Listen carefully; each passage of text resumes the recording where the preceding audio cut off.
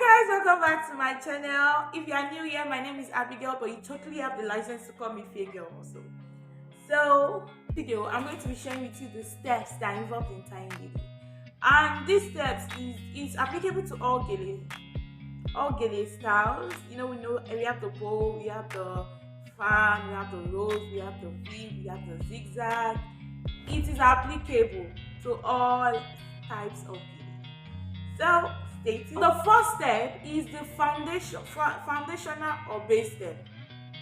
Now let me take a round gele as an example. When you want to tie the base, you most likely, depends on the length of your gele, but most of the times, if I tell you now 1/4, 1/3, you might be like, what should I oh my god, do? Should it be 75-25? Should it be 60-30? No, 60-40? How should it be? Mostly for me, when I tie a round gele, I do 1/4, 1/3 of gele. Now, an easy way for you to get the 1/3 is for you to, your gele, divide it in 3 parts. I don't mean cut it. Stretch it in a long way. Now try to fold it in a way that you have 3 lines. Now that's how I get my own my measurement for my gele. Now, according to these steps, now when you want to do this step, you have to do it appropriately. Now that's the first step. Now this step is very, very, very important. So you don't, it's like the base. The Bible says, if the foundation is faulty, what shall the righteous do? So now if your foundation of your gele is faulty, what shall the bricklayers do? Don't mind me. But yes, what will you do? So the foundation is very important. If you want to just have a whole line, if you want to have 3-5 steps before you do the overlaying, it is very important. Now the second step is holding the right places. Holding the right places. Now, when you want to tie your gele, now you are doing the base. When you want to arrange the first step, the base, the foundational part, the 2 ends has to be held correctly. If they are not held correctly, the base or the steps might just go haywire, So holding it correctly is very important. Holding the right places. When you are tying gele, you don't want to hold the whole ends. You just want to hold the tip. Just the tip. And it's connected with the steps that you've already tied. So that's the second step. Holding the And the third step is the overlaying. Overlaying is very important, guys.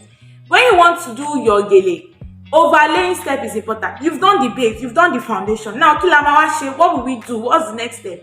You want to move the one, usually the longer one, up, or when you are doing a tie 50-50 gele, you want to move both.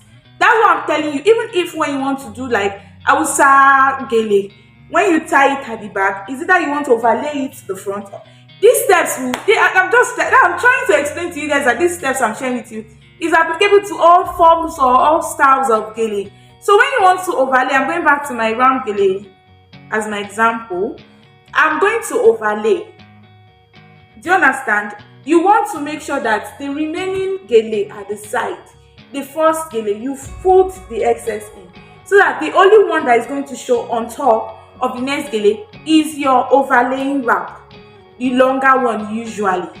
Do you understand? You pull it to the side and you start doing your pleating. Then you start doing your pleating. You make it as tall as what you want, or whatever it is that your desired result is. Since I'm not just talking about the steps of round gele, I don't want to just specifically talk about round gele. If you are doing fan gele, you are going to start once it gets to your diagonally or as appropriate spacing remaining, then you can then start making your fans. That is what the overlaying aspect is all about, which is very important. So I feel like if you do understand all these steps, it's going to be very helpful, and it's going to be very helpful. Now, first step is the tying and coverage. The tying and coverage. Now, after you've done the overlaying, you've done the base, you've done all the rightly, you've done the overlaying, you set the upper part well. The coverage is very important. The tying. Some gele types, you have to pin the hell out of the gele. You have to pin it down. Because of the style, you have to pin it down. And so for some gele, you have to tie it. which all these things involves the coverage. Now some people, they don't want their hair to show. Now that's where the coverage comes in. You have to use the remainder of the gele to cover it up and pin it down, make it look presentable, you know. So that is what that coverage, the tying, the pinning down is going to be all involved in. Now the fifth step, fifth step. Before we talk about that, can you please subscribe to this channel? Please subscribe to my channel. Yes, thank you. And if you just subscribe, please let me know in this comment section so I can actually give you a shout out in my next video. Yeah, please, if you just subscribe, please let me know in the comment section below so I can actually give you a shout out in my next video. Thank you. So the fifth step is the finishing touches. Now you'll be like, and these people that are tying gele be making it look like it's hard. I tried it 25 times and it's hard. No, you can't tie this gele. I trust the God in you. You can't tie it. You can't tie it. You can't tie this gele. You can't tie this gele. So you know what? The 5 steps. The fifth step is the finishing touches. You know you've done it.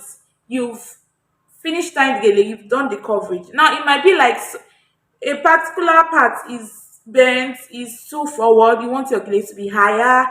You want it to be smaller. If you want it to be higher, you can use your hand to pull it out. If it is a strong enough gele and it's not too soft and to pour away. Notes, those things matter. And this video will not explain all those, but I do have a link to a video in my description box below that will tell you the don'ts when it comes to gele tying. Don't forget to check it. It's in my description box below, and I'm going to add a card here so you can just, you know, see the video I'm talking about when it comes to the don'ts of gele tying. But the finishing touches also involve the pulling back. You know, when you are tying gele, so that it covers the ear appropriately or correctly, you tend to start here. Somebody like me, I have okpon. This is what we call okpon. If you are not in Nigerian or Yoruba person, this is what we call okpon. You place it here. So when it comes to the shifting back, you shift it a little so the edges or hair show. And whoever wants edges, you get it. You have it there. You have your edges there, and you'll be looking bomb. You'll be looking cute. You'll be looking like a beauty. You'll be looking very, very, very, very beautiful, just like you should. So yes, I hope these steps were helpful. Very helpful. Please, if this video was helpful to you, please like, share, and subscribe. This might be the first video of mine that you're watching, so I'd like to tell you that I also make videos that involve hair, and you can subscribe to my channel. Definitely. Thank you for watching. Don't forget to like, share, and subscribe. If you have any questions, put it down in the comment section. And please don't forget, if you just subscribed, please write it down in the comment section so that I can actually give you a shout out. I really do want to give you a shout out. So thank you. See you in my next video. Bye.